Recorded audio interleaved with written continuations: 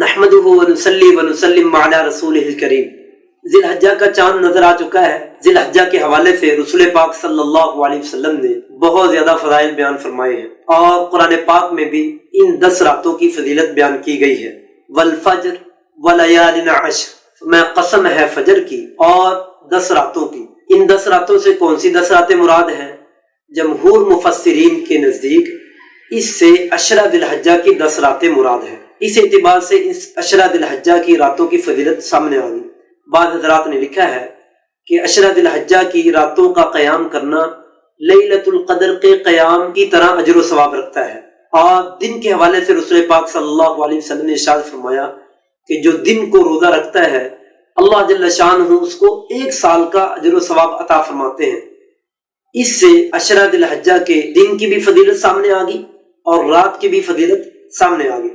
بلکہ رسول پاک صلی اللہ علیہ وسلم نے ارشاد فرمایا ما من عمل احب الی اللہ، کوئی عمل بھی عشرہ ذی الحجہ میں کیا ہوا دوسرے دنوں کی بنسبت زیادہ اجر و ثواب نہیں رکھتا۔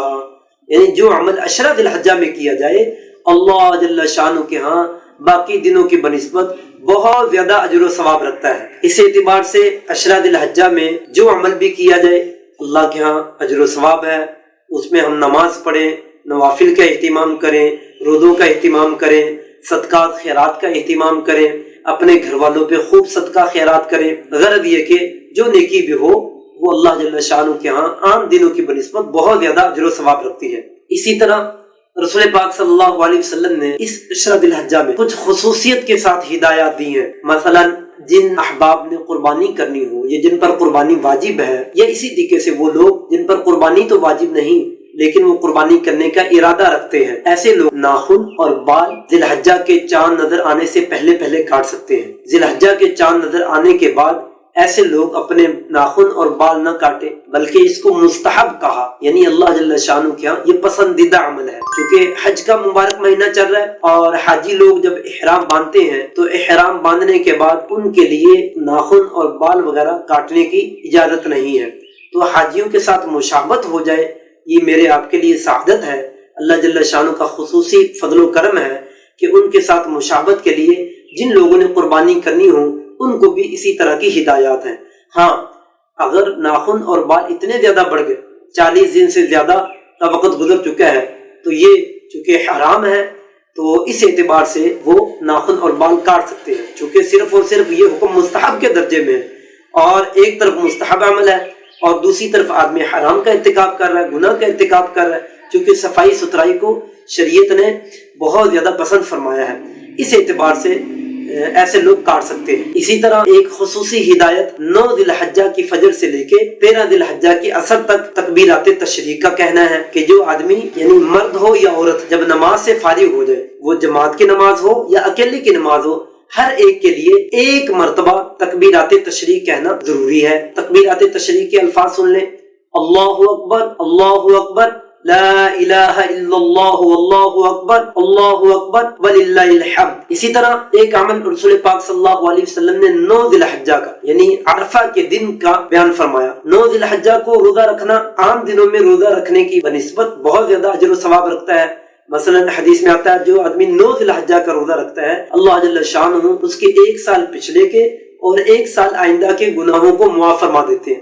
اس سے صغیرہ گناہ مراد ہے، اس لیے کہ کبیرہ گناہ بغیر توبہ کے معاف نہیں ہوتے۔ بہرحال رسول پاک صلی اللہ علیہ وسلم کی ذی الحجہ کے حوالے سے کچھ عمومی ہدایات تھی اور کچھ خصوصی ہدایات تھی۔ عمومی ہدایات میں ہم نے عرض کر دیا کہ جو عمل بھی کیا جائے اللہ جل شانہ کے پسندیدہ ہے، اس لیے اعمال میں نیکی میں آدمی آگے بڑھنے کی کوشش کرتا رہے۔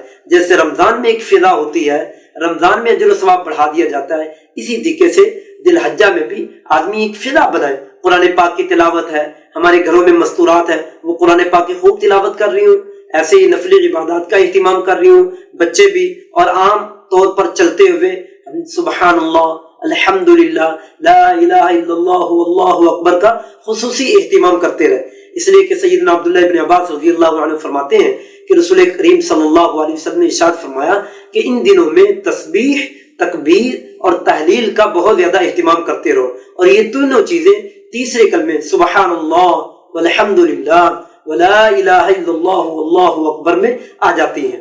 جیسے جو ایام اللہ جل شانہ کے نزدیک بہت زیادہ اجر و ثواب رکھتے ہیں، جیسے رمضان المبارک کا مہینہ ہے کہ جب اب آدمی رمضان میں ایک نفل عبادت کرتا ہے تو اس کا ثواب فرض کے برابر ہو جاتا ہے، اور فرض عبادت کرتا ہے تو اس کا ثواب 70 گنا بڑھا دیا جاتا ہے۔ اور جیسے اللہ کے گھر میں کوئی آدمی ایک نماز پڑھتا ہے تو 1,00,000 نماز کے بقدر اجر و ثواب رکھتا ہے، مسجد نبوی میں ایک نماز پڑھتا ہے تو 50,000 نمازوں کے بقدر اجر و ثواب رکھتا ہے۔ اس طریقے سے ایسی مقدس اور بابرکت جگہوں میں کوئی آدمی گناہ کر لے تو اس گناہ کی جو سزا ہے وہ بھی اسی قدر بڑھ جاتی ہے۔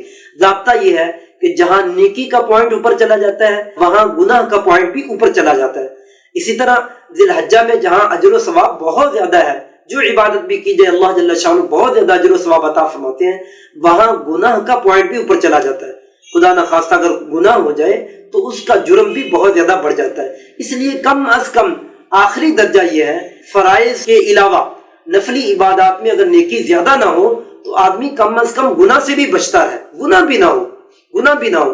اگر خدا نخواستہ گناہ ہو جائے اللہ جل شانہ کی طرف سے بہت زیادہ ناراضگی کا اور اللہ کے غضب کا باعث ہوتا ہے۔ اس لیے اللہ جل شانہ ہم سب کو توفیق مرحمت فرمائے، اس مبارک مہینے میں خصوصیت کے ساتھ جو اعمال خصوصی طور پر ذکر کیے گئے یا عمومی طور پر ذکر کیے گئے ان اعمال کا ہم سب خوب اہتمام کرنے والے ہوں۔ وآخر دعوانا الحمدللہ رب العالمین۔